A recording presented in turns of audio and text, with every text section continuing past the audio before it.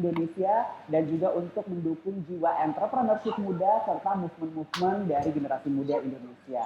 Nah, seperti yang kita ketahui bahwa pada siang hari ini kita akan ngobrol-ngobrol, bincang-bincang bersama dua narasumber kita yang sudah hadir.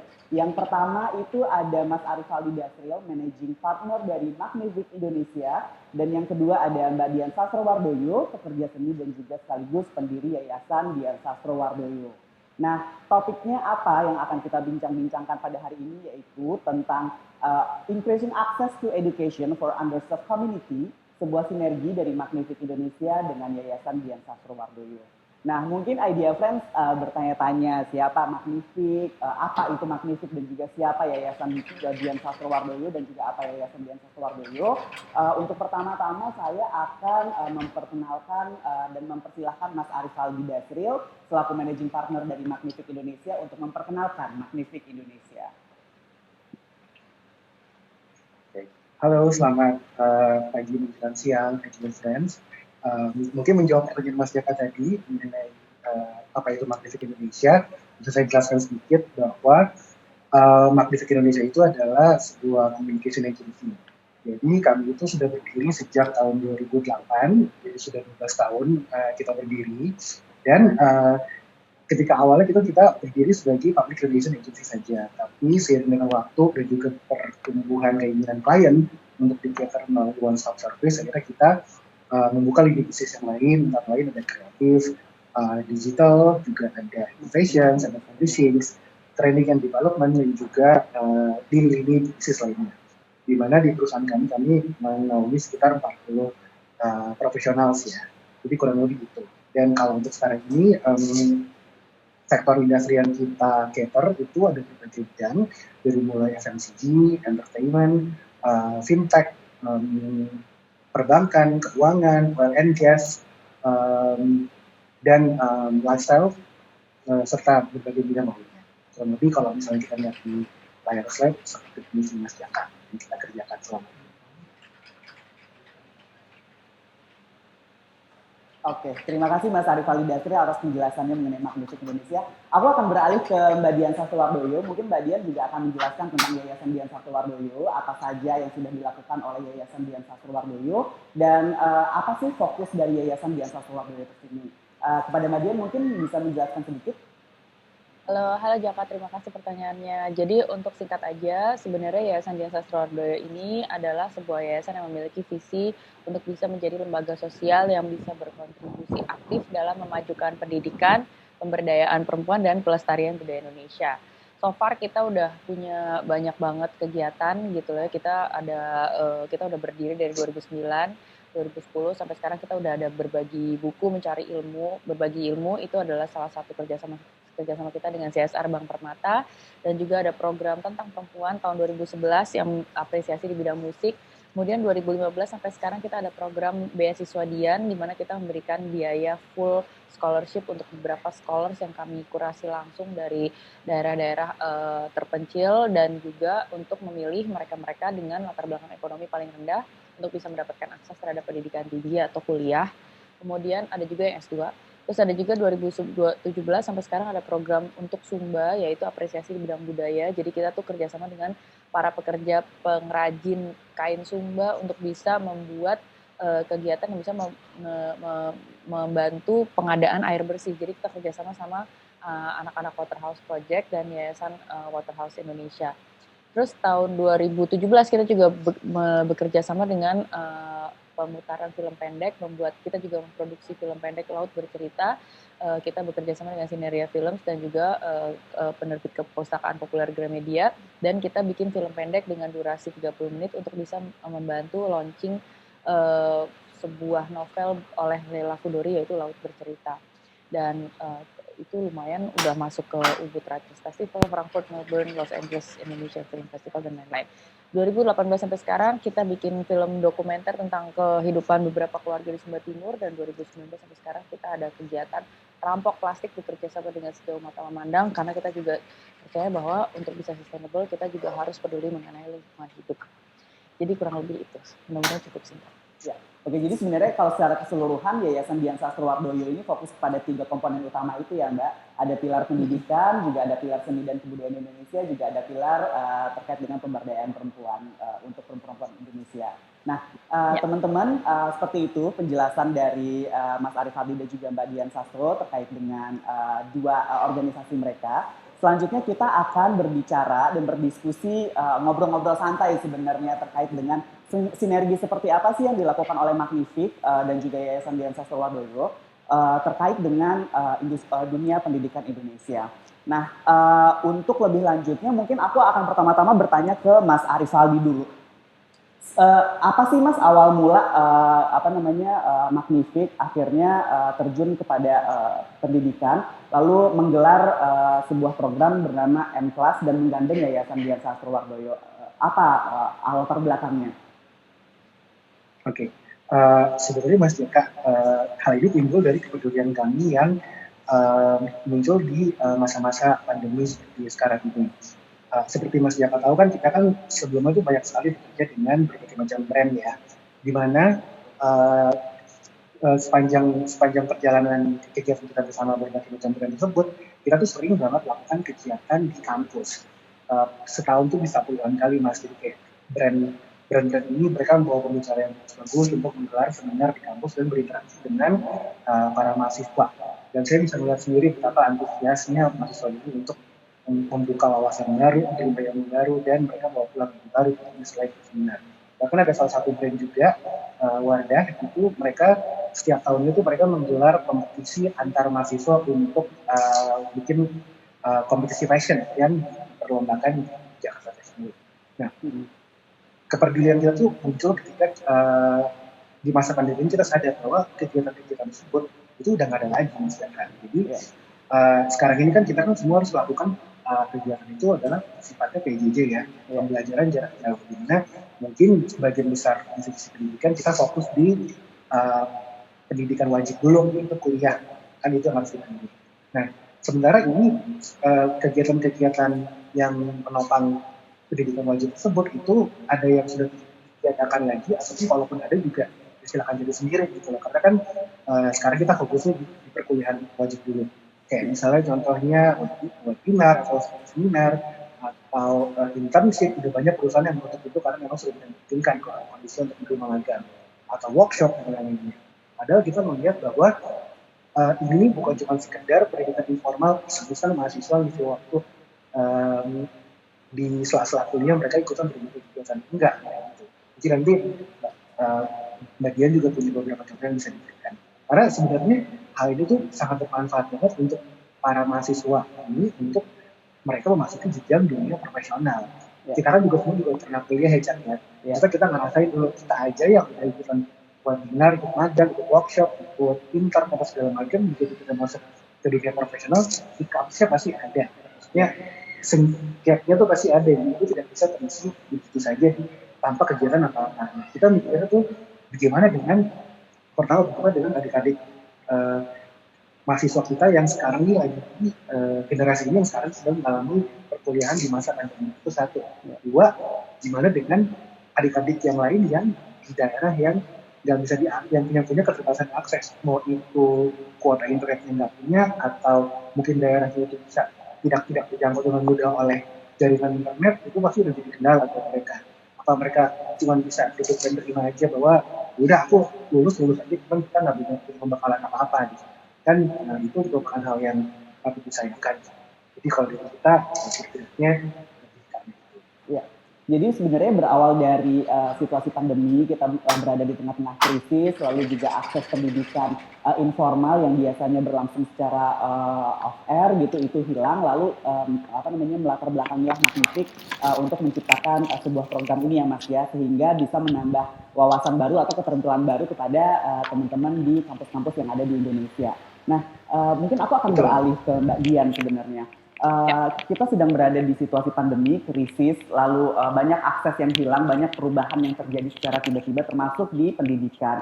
Nah, menurut Mbak Dian, bagaimana sih situasi pendidikan saat ini gitu kalau dilihat dari kacamata Mbak Dian selaku founder dari Yayasan Dian Sastrowardoyo? Aku juga mau kasih jawabannya lewat kacamata seorang ibu juga ya yang merasakan kita tuh lagi mendampingi anak-anak ke sekolah jarak jauh. Memang situasi dunia pendidikan saat ini pasti lagi panik juga, orang-orang juga lagi tidak dalam kondisi yang terbaik ya kalau dalam kegiatan belajar dan mengajar, karena sekarang kegiatan belajar mengajar semua lagi terjadi rata-rata secara jarak jauh dan efektivitasnya itu semua dipertanyakan gitu, dan banyak sekali elemen dan aspek pendukung yang sangat menentukan apakah efektif kegiatan belajar mengajar tersebut, terutama misalnya akses keluarga atau anak terhadap gawai maupun kuota internet. Karena itu sebenarnya pemerintah sendiri juga udah kayak memberikan bantuan yang lumayan banyak dan besar, tapi juga ternyata pendistribusian bantuan itu juga menjadi satu tantangan sendiri ya. Benar. Aku juga kemarin sempat sama teman aku, Shegario, si Aryo Pratomo, dan Nucha istrinya, dan juga menggandeng satu influencer teman aku, Ayla Dimitri. Kita menggalang dana lewat kitabisa.com untuk bisa memberikan bantuan untuk itu akses terhadap gawai dan juga kuota buat mereka-mereka yang mungkin satu keluarga gadgetnya cuma satu, sementara anaknya 4 gitu, yang kayak gitu-gitu. Jadi kita lagi mau mencoba sama Kitabisa, saya Kitabisa bisa membantu kita untuk mendistribusikan itu.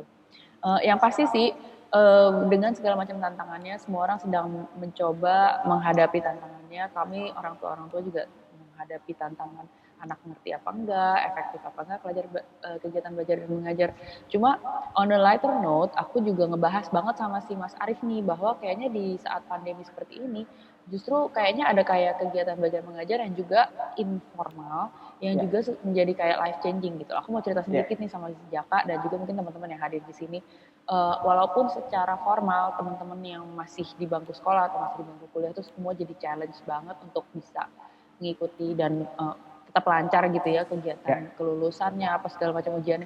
Cuma di satu pihak juga kita yang jadi sering di rumah kayak aku gitu ya, aku jadi merasa bahwa sekarang jadi malah jadi punya kesempatan untuk bisa ikut kursus-kursus informal gitu. Jadi kayak kelas-kelas online yang nggak ada sertifikat atau nggak ada ijazah gitu ya, bukan degree, tapi terus habis itu kegiatan aku jadi bisa menambah skill.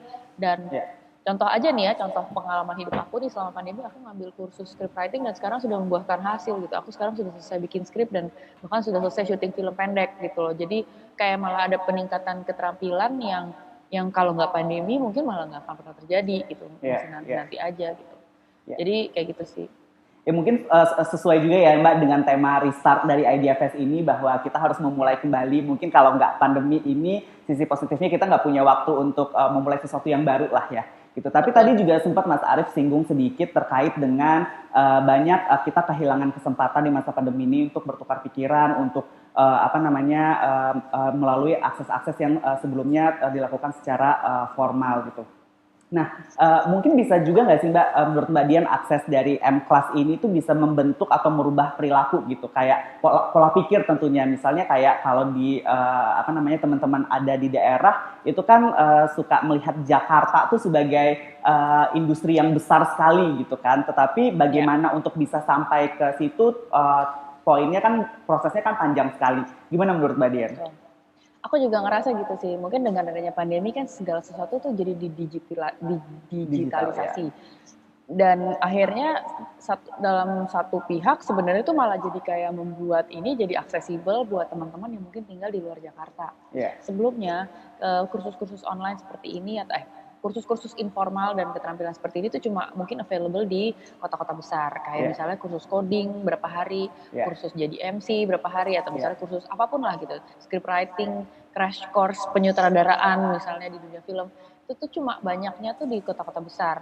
Bahkan kota-kota besar di luar Jakarta aja tuh jarang sekali ada gitu loh. Jadi kita harus impor pengajar dulu dari Jakarta, dari industri, pelaku industri dan bla bla bla.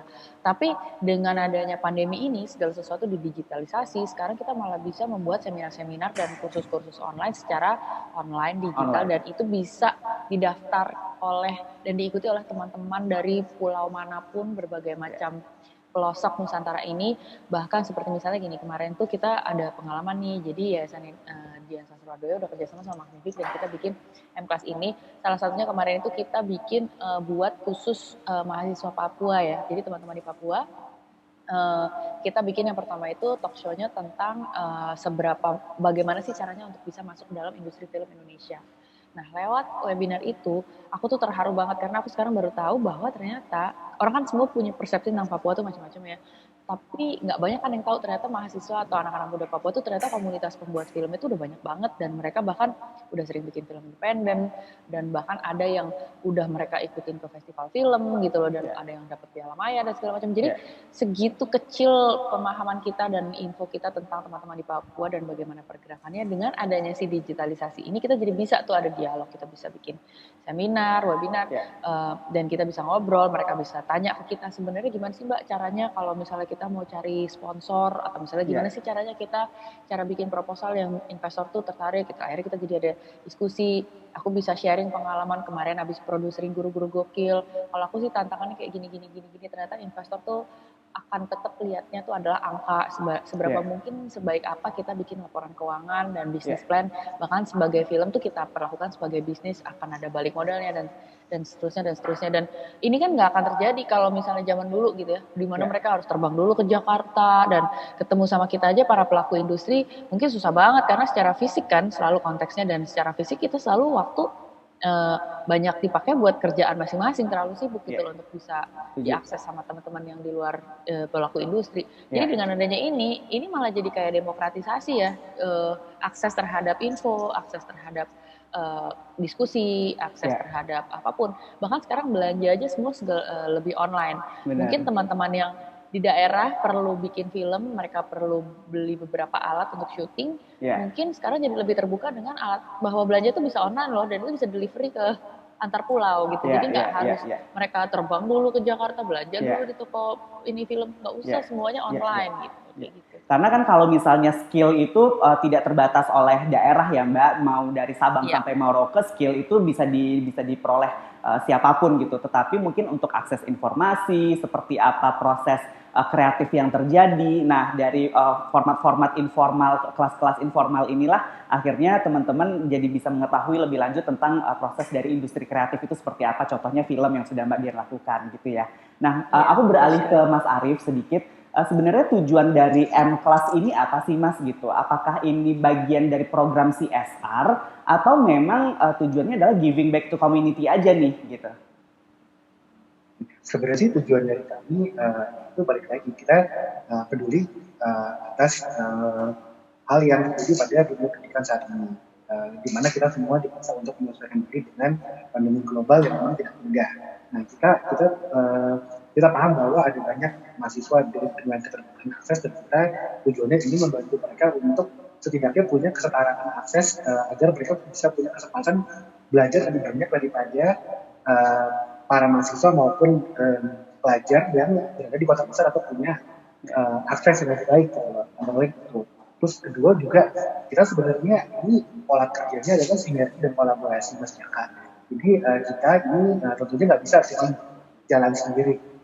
Yayasan Dian Sastrowardoyo dengan kita banyak menggandeng banyak pihak lainnya untuk mendukung program ini. Dimana sampai mungkin pertengahan sekitar 6 tahun kita program alhamdulillah sudah ada beberapa pihak pendukung yang sudah menyatakan sanggupan untuk ikut serta.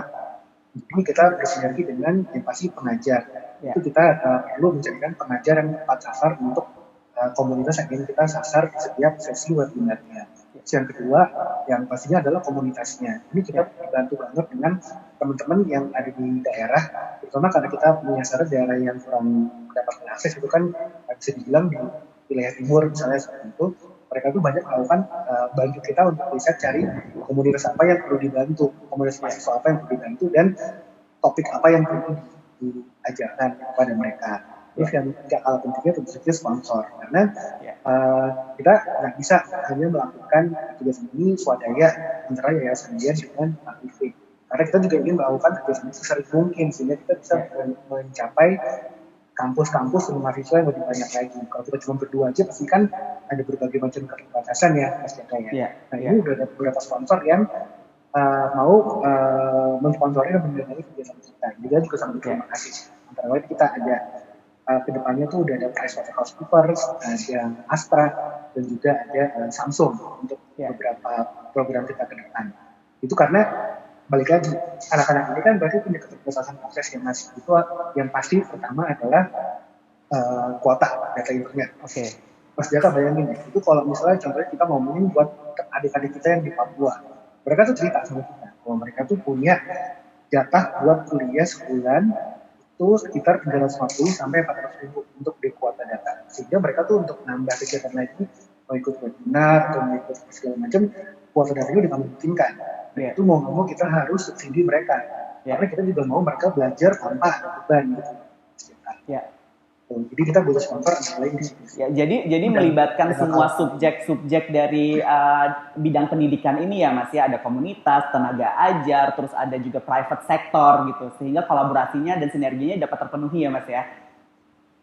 Betul, dan jangan lupa juga media sih, kita banyak dibantu oleh mereka. Iya. Kemarin aku baru mengikuti press conference dari IDFS 2020 ini. Ada satu kalimat yang menarik sih Mas dari Ibu Rizky Handayani, Deputi 6 Kemenparekraf. Katanya di masa pandemi ini tuh kita nggak boleh hanya memanfaatkan atau mencari manfaat untuk diri sendiri saja. Tetapi ada 3 hal yang harus kita lakukan, yaitu kolaborasi, kontribusi, dan juga inovasi.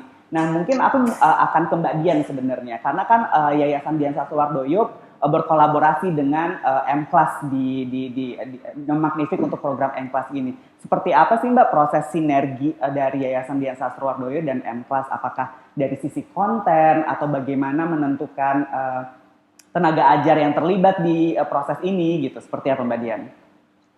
Mungkin untuk pertanyaan ini juga nanti aku akan minta bantuannya Mas Arief ya untuk bantu jawab ya. Jadi sebenarnya Yayasan Dian Sastrowardoyo ini kayak kemarin tuh pas lagi kita bikin diskusi mengenai dunia film, aku membantu pengadaan ininya atau staf pengajarnya kebetulan aku sendiri, jadi aku ini apa namanya menjadi pengajarnya juga, maksudnya jadi narasumbernya juga, dan juga kita itu lebih juga menggunakan suara apa ya, kayak kemampuan untuk bisa menjadi corong untuk gaung, jadi untuk bisa orang tuh juga lebih aware bahwa akan diadakan M-Class ini, dan semoga semakin banyak orang akan daftar gitu. Jangan sampai kita bikin satu M-Class ini tapi itu sebetulnya nggak banyak orang yang tahu, padahal sebenarnya mereka lagi nyari. Jadi dengan itu publikasinya juga kita bantu. Kalau dari Mas Arief, Mas Arief mau nambahin nggak? Ya, kalau mekanisme kerja ini sih kita tentu saja kerja bareng. Cuman yang perlu saya tandain Mas Jaka yang sangat berkesan dari kerjasama ini adalah sebelum pandemi kita tuh biasa untuk bekerja di we can say inside our bubbles ya. Kemudian kerja di industri media, di film, dengan yayasan segala macam. Saya juga di kantor konsultan rumah saya, service klien segala macam. Dan ternyata pada kesempatan ini kalau kita mau keluar dari bubble kita dan kita bersinergi, ternyata hasilnya bisa lebih impactful loh, dan lebih positif gitu loh. Itu yang saya tandai. Misalnya contohnya, ini banyak banget pengajar yang atau sponsor yang mereka tuh berasal dari ekosistem media, kayak contohnya klien-klien media atau lingkungan kerja media yang mau ikut serta untuk terlibat jadi pengajar, ataupun dari kita juga gitu, kita juga mencarikan itu kalau kita bersinergi bareng itu ternyata hasilnya akan jauh lebih maksimal. Nah kalau untuk konten-kontennya apa yang Mas yang akan dibahas? Karena kan kalau sejauh ini M-Class akan ada 3 kelas ya yang sudah berlangsung. Yang pertama itu tadi Mbak Dian untuk bercerita tentang industri kreatif, perfilman, proses di balik produksi film, terus ada juga coding, lalu juga next session itu ada tentang sustainability fashion bersama sejauh mata memandang. Nah proses-proses penentuan temanya ini seperti apa Mas? Atau M-Class sudah punya patokan tema yang akan diangkat itu? Oh iya, ini karena kita banyak bergeraknya di wilayah yang kurang terakses, itu kita sudah punya beberapa partner di wilayah tersebut yang akan menunjukkan topik-topik apa yang sebenarnya sudah dicari gitu loh oleh mahasiswa ini. Dan kita sudah punya daftar panjangnya sih lumayan, jadi kayak misalnya dari yang sudah kita lakukan di industri, karena ternyata di Papua itu tingkat ketertarikan anak Papua terhadap industri film sangat tinggi, atau coding itu untuk wilayah Jakarta yang kurang mampu, untuk computer programming atau sustainability fashion, karena ternyata banyak sekolah-sekolah muda dari yang kurang besar yang pengen banyak banget belajar mengenai cara mengolah garmen yang ramah lingkungan, dan beberapa topik-topik lainnya sudah ada dalam pipeline kita, misalnya kewirausahaan, digitalisasi, apa lagi ya, banyak sih, publisitas, bisnis dan kawan-kawan itu banyak.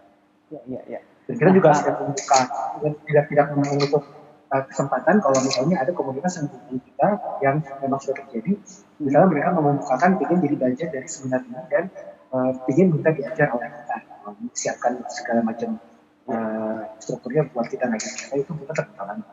Ya. Nah, aku juga mengikuti sih Mas M-Class yang tentang coding kemarin bersama Mark Coding. Jadi itu kalau ada yang menarik menurut aku bahwa M-Class itu tidak hanya mengkhususkan kepada mahasiswa-mahasiswa, tetapi juga mengajak komunitas-komunitas untuk bergabung dan mengembangkan keterampilan mereka. Kayak contohnya di webinar tentang coding ini ada komunitas sahabat anak, rumah belajar Senen, bimbingan belajar adik asuh Panglima Polim, terus PKBM dan rusun di bawah Gerakan Kepedulian Indonesia, lalu juga ada Yayasan Kampus Diakona Modern dan juga PKBM Berdaya. Nah, kenapa akhirnya M-Class ini tidak masuk ke institusi formal aja? Kenapa juga melibatkan komunitas-komunitas yang lainnya gitu, Mas Arif? Oke, jadi mungkin saya bisa cerita sedikit mengenai webinar kami yang kedua dengan Yayasan Marketing. Jadi setelah itu kita dibantu banget oleh Mbak Amanda Simanjuntak dan juga Mas Winda Hendra Jaya. Waktu itu mereka kontak kita dengan untuk pertanyaan kita bahwa seharusnya mereka itu di setiap tahun kali bikin bootcamp khusus coding. Jadi kalau saya bisa cerita tentang coding ini adalah suatu pelatihan gratis yang diberikan untuk anak-anak yang nggak mampu untuk melanjutkan kuliah karena keterbatasan biaya atau putus sekolah. Nah, selama ini kan kita nggak tahu kalau misalnya ternyata untuk belajar coding itu kita tuh nggak perlu untuk kuliah 5 tahun mengambil mata kuliah IT gitu misalnya, untuk khusus belajar codingnya aja ya, bukan IT yang general. Nah itu sebenarnya bisa dilakukan melalui pelatihan selama beberapa bulan, dan sebenarnya dengan perkembangan digital yang sangat tinggi itu tuh Indonesia itu sedang sangat butuh-butuhnya tenaga yang ini, termasuk biasanya coding. Ini ada risetnya Mas Jaka itu dari KPMG, sebuah lembaga riset konsultan dari Inggris, itu dia menyatakan bahwa pada akhir tahun 2030 kalau Indonesia tidak melakukan banyak manuver dan perubahan dari sisi supply tenaga kerja di bidang IT, kita akan kekurangan 9 juta orang. Itu banyak banget loh, karena perkembangannya itu nggak diiringi dengan supply tenaga kerja yang bagus. Nah, sementara untuk menjadi tenaga coding itu ternyata pelatihannya ada gratis. Dan ini anak-anak ini ternyata mereka punya minat yang sangat tinggi, dan ini kan sebenarnya bisa jadi jawaban untuk mereka sehingga mereka bisa punya profesi itu loh Mas Jaka. Jadi bukan cuma putus sekolah, habis itu mereka mungkin jadi bagian dari angka pengangguran, tapi ternyata mereka bisa jadi bagian dari mata kerja yang dibutuhkan itu coding. Jadi waktu itu kita bikin yang ikut ada sekitar 130-an anak. Waktu kita bikin pertama kali, kita cuma mikirnya adalah kita bikin webinar ini untuk membuka wawasan mereka mengenai coding itu apa, potensinya gimana, cara belajarnya kayak gimana. Kita mikirnya 10%-nya aja dari 130 anak, ini 13 anak. Akhirnya mereka mengambil pelatihan coding selama berbulan-bulan dan akhirnya lulus jadi tenaga praktis coding. Itu kita udah senang banget. Kita sudah mengubah hidup dari 13 anak. Tapi kenyataan mereka 100% ikut pas Jaka. Itu 130 anak itu semuanya ikut pelatihan coding sampai sekarang masih berjalan, dan kalau lulus itu sampai kerja. Itu kan bisa jadi penghasilan baru untuk mereka. Kenapa mereka harus berpikir kenapa saya nggak bisa kuliah, nggak bisa ke sekolah. Nah, mungkin teman-teman atau idea friend yang menonton sesi kita hari ini tertarik juga kali ya Mas ya untuk mengikuti sesi-sesi M-Class ini. Gimana sih Mas caranya untuk mengikuti sesi M-Class ini? Apakah harus daftar kemana atau bagaimana? Lalu juga mungkin M-Class juga terbuka untuk private sector yang ingin mendukung kegiatan ini, dan bagaimana caranya? Oke, jadi kalau pada intinya sih, kalau untuk melihat kelas yang kita lakukan setiap bulannya, teman-teman bisa follow Yayasan Dian ataupun Instagramnya Pak Taufik. Itu kita pasti akan posting minimal sebelumnya mengenai kelas apa yang kita lakukan. Kebetulan kalau minggu depan tanggal 20, kelas yang akan kita kerjakan itu adalah mengenal lebih dalam sustainability fashion dengan berbicara Mbak Citra Subianto. Itu kita akan dari sebelumnya. Itu kita akan belajar mengenai proses pengolahan garmen yang ramah lingkungan seperti apa. Jadi kalau teman-teman ada background dari pendidikan mode atau tekstil, mungkin tertarik itu bisa banget. Tapi memang yang kita prioritaskan itu adalah anak-anak yang punya keterbatasan akses, itu akses internet dan juga lokasi. Jadi ini kayak misalnya contohnya Mas Jaka, ternyata dari Indonesia Timur, Papua, ada sekitar 40 perajin yang mau ikutan kelas itu minggu depan. Tapi mereka itu tinggal di daerah yang internetnya tuh lumayan kurang. Ya. Nah itu kita menyiasat aja dengan di samping kita kasih kuota internet mereka, kita siapin kendaraan untuk mereka datang ke wilayah yang jaringan internetnya lebih bagus. Nanti mereka akan kumpul di situ dan belajar. Ya. Sebenarnya kalau dilihat program modelnya sederhana ya Mas ya. Ya, betul. Jadi program modelnya sederhana sih. Jadi kalau kita yang tadi saya sebutkan berkolaborasi dengan banyak pihak, yaitu pengajar, komunitas, sponsor dan juga media, dan kita membentuk program yang sudah kita riset sebelumnya harus sesuai dengan kebutuhan komunitas yang kita sasar tersebut. Nah mungkin aku juga akan mengulik sedikit nih ke Mbak Dian, pertanyaan selanjutnya. Kita kan sedang berada di situasi krisis nih Mbak Dian ya, proses pembelajaran dan sistem pembelajaran juga berubah menjadi e-learning gitu. Padahal transfer knowledge dan transfer value-nya ada di situ gitu, kayak guru menjelaskan di depan kelas dan segala macamnya. Nah menurut Mbak Dian apa sih solusi yang bisa kita hadirkan untuk dunia pendidikan pada saat ini Mbak? Ya. Agar transfer knowledge dan transfer value tadi dapat terlaksana dengan baik gitu. Oh oke. Iya, jadi kan kalau selama ini kita kalau lagi nggak ada pandemi, nggak ada digitalisasi kegiatan belajar mengajar, kita tuh kadang-kadang suka take for granted gitu loh. Akses terhadap guru dan pengajar dan ilmu, dan giliran sekarang pandemi dan secara fisik kita nggak bisa ketemu, nggak bisa datang ke kelas, akhirnya kita langsung panik ya, oh iya ya kalau saya nggak lulus tahun ini atau misalnya saya nggak ada peningkatan ilmu tahun ini, saya ngapain? Saya jadi impact-nya tuh kok jadi esensial gitu loh. Saya mau kerja apa dan seterusnya. Nah kayaknya dengan adanya digitalisasi kayak gini, sekarang segala macam bisa diakses secara digital, kita jadi lebih menghargai juga sih akses terhadap ilmu gitu. Walaupun kita ketemunya tuh daring gitu ya, ketemunya online, tapi kayaknya ilmu dalam bentuk apapun, dalam form apapun tuh menjadi sesuatu yang kita bisa rasain itu berharga banget. Daripada saya nggak ngapain, daripada saya buang-buang waktu, terus saya ada peningkatan. Jadi mudah-mudahan keluar dari pandemi ini saya jadi kayak ada peningkatan kompetensi sedikit baik secara skill maupun keterampilan.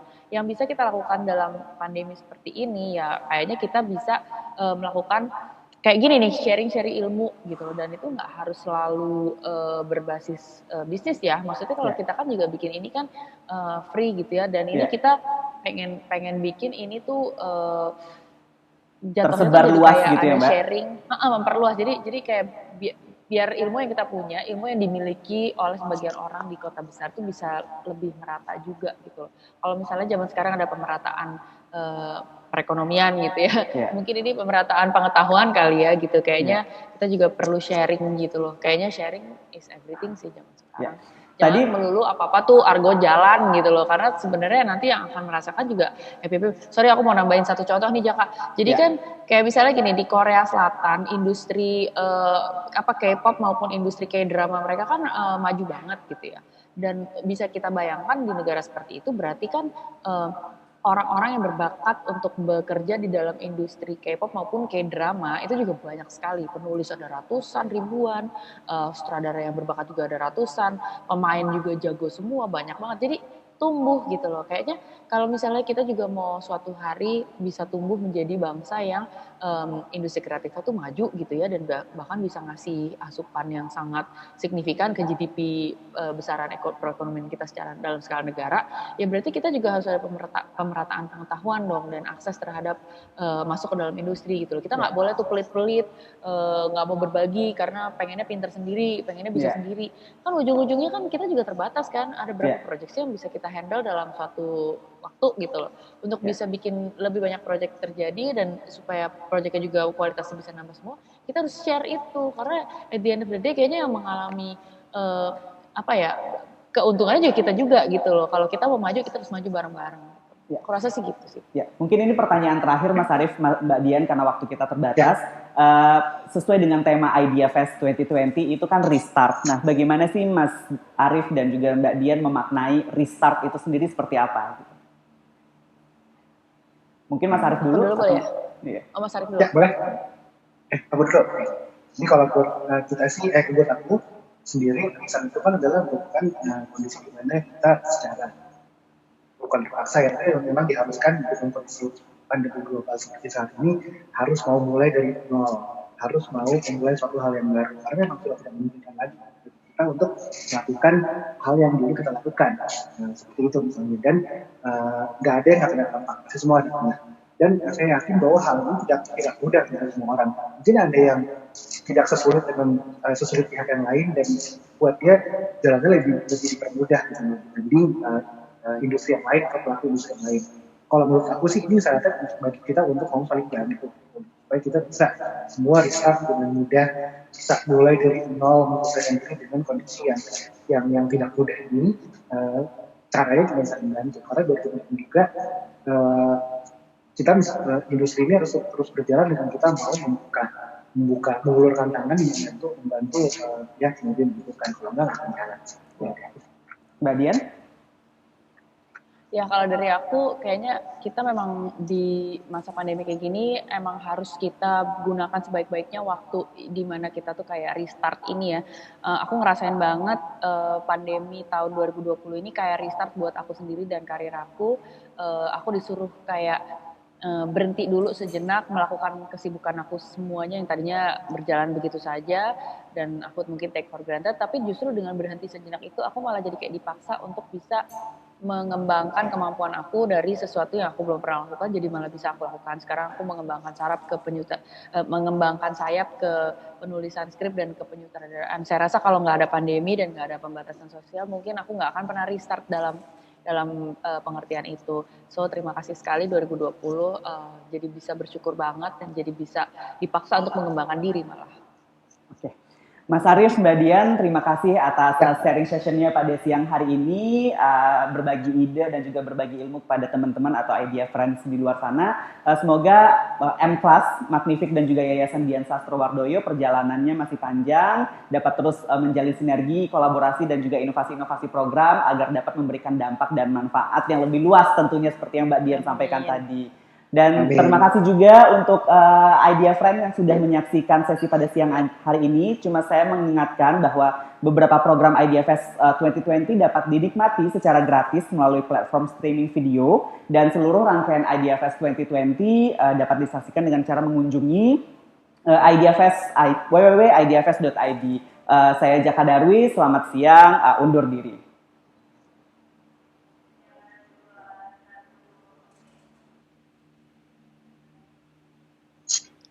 Thank you.